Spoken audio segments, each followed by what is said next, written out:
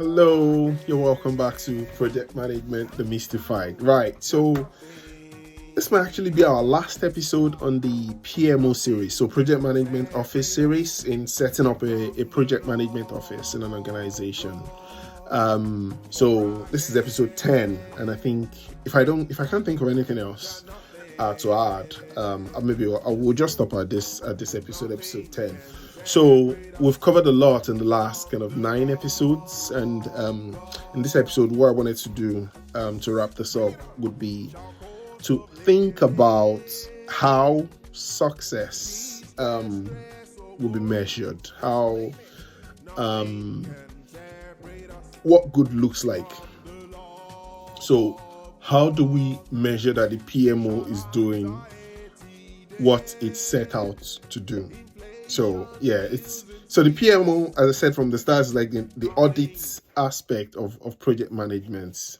If you're an audit person, and it will be good for the audit team to have a way they audit themselves, so that we don't get into the trap of the PMO doing things haphazardly, and then wanting other people to do things appropriately. That won't be ideal. That's one thing. But the main thing is so that we know when we're making progress, and we know if we need to pivot. So it's just that feedback loop. So if the PMO is set up to, so say for instance, previously for every £1 we spend, we don't know what we're getting back. We're just spending money. So we assume that we're getting £1.50, or we're getting, so if we spend £1 million, we're getting 1.5 in value realization on return on investment. And maybe with the PMO, we're thinking for every £1 we spend, we want to get £2. So every time we spend £100,000, the return should be £200,000. Every time we spend £1 million, the return should be £2 million. So how do we want to? So we want to think of things we can put in place to assess that. So key performance indicators. The important thing in this is to first have a baseline. So while we might not have really measured how things have gone in the past, it will be good to at least put something in place. So if we've not been measuring anything in the past, maybe the first few months we measure something and have something in place. If we have some data in the past, then very good.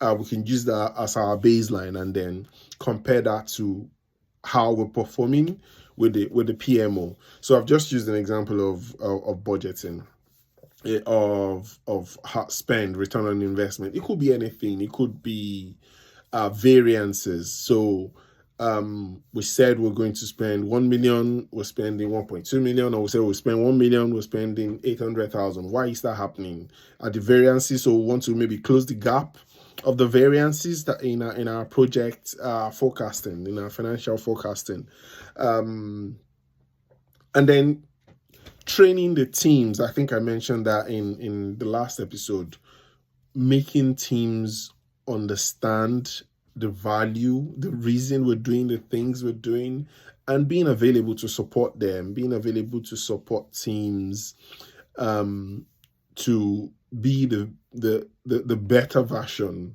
or the best version of themselves, and be able to focus on the right things that the organization want them to focus on, and continue to add value to the organization and to themselves as individuals. So when processes like this, when PMOs are put in place and they're properly set up, and and they get people's colleagues buying and departments buying, the benefits, the outcomes are enormous. I can't just explain it. It's accelerating. It's really exciting because you're seeing the value of the work you're doing day to day and over time, and then you can document, you can see it tangibly, the value of the money that the organization is spending. So from an organizational, from an hierarchical, from a strategic standpoint, they're seeing the value of what they're spending. And from colleagues that are doing the work day to day, they are seeing the value of the work that they're putting in, because that would then in turn turn to return on investment and better ways of managing things and better value, more creativity, and being more innovative for clients. So I think, thank you for coming with me on this journey. I'll just leave it there for today, and then we'll think of another topic. Have a great day, everyone. Cheers. Bye.